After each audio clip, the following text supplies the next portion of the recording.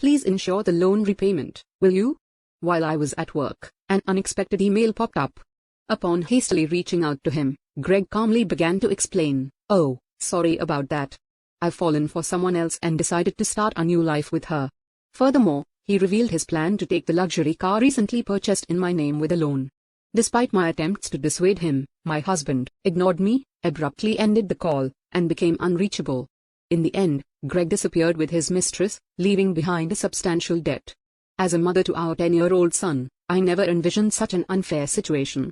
I found myself at a loss, unsure of what to do, my mind going blank. At 35 years old, my name is Hannah, and my husband Greg is the same age. We were a family of 3, including our intelligent 10-year-old son Ryan. Ryan had displayed remarkable intelligence from a young age, reading papers on the computer and seeking my opinion on complex topics. In contrast, Greg was unstable, never holding down a steady job. Despite my full-time job and concerns about our future, Greg had recently maintained a stable income for 3 years. Lately, Greg spoke of making memories as a family, leading us to decide on buying a $35,000 camper van. However, due to Greg's inability to pass the finance company's loan review, I ended up taking the loan for the car. On the eagerly awaited delivery day of the camper van, I received an abrupt email from Greg stating he would graciously take the delivered van since the loan was in my name, and I would handle the repayments. Confused, I called my husband immediately only to hear him confess, "Well, I've fallen in love with another woman and decided to date her. I intended it to be just a fling, but it turned serious. So I'm thinking of starting over my life with her. Bye." He mentioned the divorce papers we had discussed during a previous fight, declared he would file them, and unilaterally ended the call.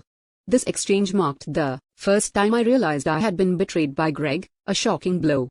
Subsequent attempts to contact him yielded no response. When I returned home from work and checked the drawer where the divorce papers should have been, they were already gone, leaving me burdened with a significant debt from a $35,000 car loan. Despite my repeated attempts to reach out to my husband through emails and calls, I never received a reply. Ryan, noticing my unusual behavior, came to check on me with concern after dinner. "Mom, what's wrong? You haven't been eating much lately. Are you okay?" "Yeah. Maybe. I'm just tired." When people lie, they look up to the right. Lying is bad. "I've noticed Dad hasn't been home for 3 days. Did something happen between you two?" Startled by Ryan's sharp words, I took a deep breath to calm myself. Feeling that I could no longer hide the truth, I decided to tell Ryan everything. "I see. It's just like Dad to do something like that. Aren't you sad?" "No. I kind of understood from how things were going." Ryan, seemingly foreseeing the future, appeared unconcerned about our parents' divorce, but I knew he must feel sad about it in his heart. While silently apologizing to Ryan in my mind, I worked desperately, trying not to think about the dreadful events. However, my body was honest, and gradually my health deteriorated. There was a training session planned at work that day, but I couldn't stand up and ended up squatting down. "Sorry. I can't stand up right now. I need to take a break." I heard my colleague's voices full of concern, but I couldn't respond and collapsed. When I regained consciousness, I found myself in a hospital room. I received a diagnosis from the doctor that I needed detailed examinations, and I was admitted to the hospital. Hannah thought, "I feel so pathetic. It's supposed to be just emotional stress." Looking at the foredrip in my arm and the white ceiling of the hospital room, tears naturally started to flow. At that moment, Ryan, who is usually calm, rushed into the room with an extremely worried look, prompting me to quickly wipe away my tears. "Mom, what happened? Is it serious? You're not going to die, right?" "Of course not. I wouldn't leave my dear son alone." "That's good, really. I was called by the school teacher and told that you were taken to the hospital." I was so shocked. My heart nearly stopped. Ryan is usually mature for his age, but he's still only 10. I felt a strong resolve to get better for his sake, but my condition was worse than I thought, and I was diagnosed with a serious illness. The doctor advised, "You should have surgery as soon as possible. Please make a decision quickly." Following the doctor's advice, I underwent surgery, and by the time I was discharged, it had been a month since Greg had left. When I returned home and opened the mailbox, I found a demand letter for the car loan payment. Hannah thought the repayment should have been automatically deducted from my account. In panic, I checked the account balance with my cash card, and the balance, originally $20,000, was now only $33.90. Hannah thought, "Greg did this. I want to ask him to return the money, but I can't contact him. What should I do? Since I don't have the camper van, I can't sell it. After Greg left, everything seemed to be going in a bad direction, and my mood sank deeper. Seeing me saddened by my series of misfortunes, Ryan put his hand on my forehead. You look pale. Are you feeling sick again? You don't seem to have a fever though. I'm fine physically, but you see, your father not only took the car, but also all the money we had saved. I can't work yet due to my physical condition, and now we have no money. I'm at a loss. I see.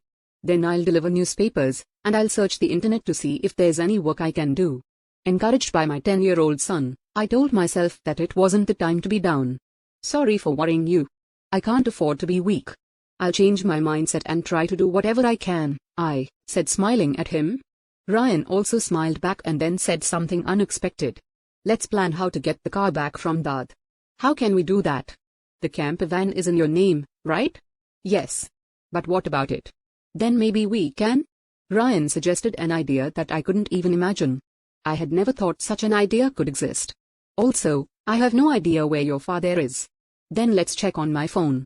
A month ago, once when we went hiking as a family, surprisingly, Ryan, who is usually very reliable, got lost. At that time, we bought a kid's cell phone on Ryan's suggestion and installed a GPS app on it, which both Greg and I could access. With this app, I can see where Dad is in real time, and he's been moving around a lot. Oh, is that so?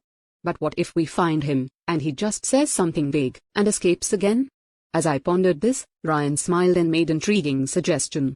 Don't worry. I've already taken precautions. What did you just say? To my astonishment, Ryan had acted independently while I was in the hospital, achieving something unbelievable. I thought, I can't believe such a smart child came for me. Understanding Ryan's words, I was simply amazed. He had even caught wind of Greg's mistress. All right. Let's teach Dad who betrayed us a lesson. Okay. Let's start the plan right away. Together, my son and I prepared for that moment. Hannah thought, with Ryan by my side, I'm invincible. Bring it on, anywhere, anytime. 3 days later my phone rang. It's me. Please, I need your help. Oh, who might this be? Don't play dumb. It's your husband. Obviously, I'm being questioned by the police about you. At this rate, they might ask me to come to the police station voluntarily. Help me out. Oh, is that so? Just wait a moment then. I immediately went with my son to where Greg was, and to my surprise, it was a forest park near our house where camping was possible. Greg was being questioned by the police in front of his car, looking bewildered. Feeling pathetic, I sighed and told the police we needed to have a talk as a couple and asked them to leave for a while. At that time, Greg seemed uncomfortable being watched by the people around us and urged Ryan and me to get into the car. Inside the car, Greg's mistress was sitting cross-legged, glaring at us, but that was no longer important. Sorry about that. Thanks for coming. But why did the police suddenly show up at my place? I don't get it. That's because I filed a report about their missing camper van. What? Why would you do that? It's obvious, isn't it? My car was stolen. Greg, foolishly thinking that actions between spouses can't be criminal, was saying nonsensical things. But the world isn't that naive, you know? You filed for divorce, remember? Forgot. So we are strangers now, and you're driving a stranger's car without permission. That's a crime. Ryan figured all this out. Typical sharp as ever, that kid, but I didn't steal the car. I just borrowed it for a bit. Oh, is that so? Well, I'd like to use my car now. So could you return it? That would be really helpful. As I reached out my hand, asking Greg to return the keys, he reluctantly handed them over after confirming it was returned. Ryan quietly started talking. Hey, why did you abandon your family and choose to play around with this woman? Caught off guard by his son's unexpected question, Greg was flustered and awkwardly scratched his head. Seeing this, Greg's mistress chuckled smugly and started talking. It's because I'm more attractive than your mother. Look at me, you can see it, right? He fell head over heels for me and decided to leave his family. Quiet. I didn't ask you, old lady. Dad, you answer. Mandy was silenced by Ryan's stern tone, but Greg remained quiet. If you can't explain, that's fine. I'll just have the police come back and arrest you. Wait. Hold on. Okay. I'll talk. Mandy, it turns out, joined Greg's company 3 months ago. They were attracted to each other and became involved at the welcome party for new employees. Later, It was discovered that Mandy was pregnant, and Greg decided to start a new life with her, leaving us behind. Why did you take the camper van? I quit my job and thought about selling the car for money, but it seems like you were using it quite a bit, aren't you? I thought it was a waste to sell it right away, so we decided to go on a trip. Wait. How do you know all this? Remember when Ryan got lost? After that, as a precaution, we bought him a kid's cell phone and installed a GPS app. Did you forget? We installed it on your phone too, so I knew where you were all this time. By the way, I later found out from Ryan that he had pretended to get lost during our family hike because he wanted a cell phone. I was amazed at Ryan's ability to think and act so strategically. I suspected something was off with Dad, so I came up with this plan to monitor his actions. You really are a terrifying child. I will never become an adult like you, Dad, who betrays important people without a second thought. Greg, faced with the hard truth Ryan told, was a pitiful adult unable to offer any rebuttal. In contrast, seeing Ryan, only 10 but able to think and speak his mind firmly, gave me a sense of strength as a mother. I felt I couldn't lose, especially in settling things properly. Also, return the $20,000 you withdrew from my account right now. That was our joint property as a couple. I don't have to return it. No. It's not that. The money was what I saved little by little since I was single after all. You always quit your jobs midway, so we hardly ever saved money together, did we? I was appalled to hear that the $20,000 had been squandered by Greg and his mistress. It was the moment I felt relieved about divorcing him. So that's how it is. But if you stole and used the car and my money, that's going to be a serious crime. What? I just sent the police away, so it's not their business anymore. Right? I only said we would talk. I have no intention of withdrawing the complaint. I must add the theft of my money to the report. Mom, should I call the police now? I can do it with just one button on my phone. Mandy, Greg's mistress, had been watching our conversation but quickly tried to get out of the camper van. At that moment, she let out a scream that echoed around. The reason was that outside the car door, Mandy's parents were standing there, faces red with anger, about to explode in fury. Startled, she stepped back as her parents yelled at her. I'm sorry. Don't be so angry, but why are you here, Mom and Dad? I called your parents beforehand. What? Why? The truth was, during my hospital stay, Ryan had visited Greg's office and tearfully told them, my dad left the house with a woman we don't know, and my mom collapsed. Seeing Ryan's sorrowful and frail state, the people at Greg's office suspected Mandy, who had left the company with Greg, and gave Ryan her parents' address. Greg and Mandy had been overly friendly at the office, and there were photos showing them together at the welcome party for new employees, looking like a couple. After learning from the office people that you commuted from your parents' house, Mandy's parents were standing there, faces red with anger. I went there with your photo, and your parents came out when I visited. Then I told them everything that had happened. So today, I contacted Mandy's parents and asked them to wait nearby for a while. How could you do this to me? The worst. I don't wanna hear that from you. That's my line. By the way, your stomach seems quite big. When is the baby due?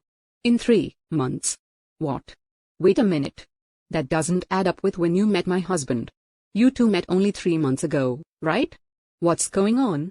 It's not time for the baby to be born yet. Greg, hearing this for the first time, stared at Mandy, eyes wide. Wait. What does that mean? Are you stupid? Don't you get it? It takes about 9 months from conception to birth, which means the child she's carrying isn't yours. You're so foolish. What do you mean, Mandy? Have you been deceiving me? I almost got away with it. Can't help it now that I'm caught. You're so naive. You can't see through lies at all. Really. A fool. Don't mock me. My whole life is ruined because of you. What were you thinking? Greg and Mandy started an ugly argument, but nobody intervened, letting them have it out. Meanwhile, we contacted the police again to explain the situation. As it began to get dark, the forest park was brightly lit by the red lights of the police cars. No, really, I was wrong. I was truly wrong. I'm sorry. I'll work hard and never cheat again, so please just don't arrest me, Dad. People don't change that easily, especially lazy people like you. Exactly. Ryan's right. I can't trust you at all. Reflect on your actions and pay for your crimes at the police station. If I get arrested, I won't be able to pay back the money. Is that okay with you? I don't mind. Pay me back after you've battened for your sins. Take your time. Don't worry. I've already found you a place to work. Let's see. There's Ryan's child support plus the $220,000 you stole from me. I'm not sure how much it will all add up to, but you'll work and pay it all back. I had one last thing to say to Mandy the mistress. You might think you're just an onlooker, but don't forget you're an accomplice to Greg's theft. Be prepared for that. When I told them that Mandy would have to pay if Greg couldn't return the stolen money, she shivered in fear. Mandy asked her parents for help, but they refused, saying, "We disown a daughter who causes trouble for others." Thus, Greg and Mandy were taken away in a police car together. Thanks to Ryan's smart strategy, we were able to punish Greg and his mistress, Mandy. Though they were released from detention soon after, they faced a hefty payment to me. Through a lawyer, I claimed $20,000 in damages.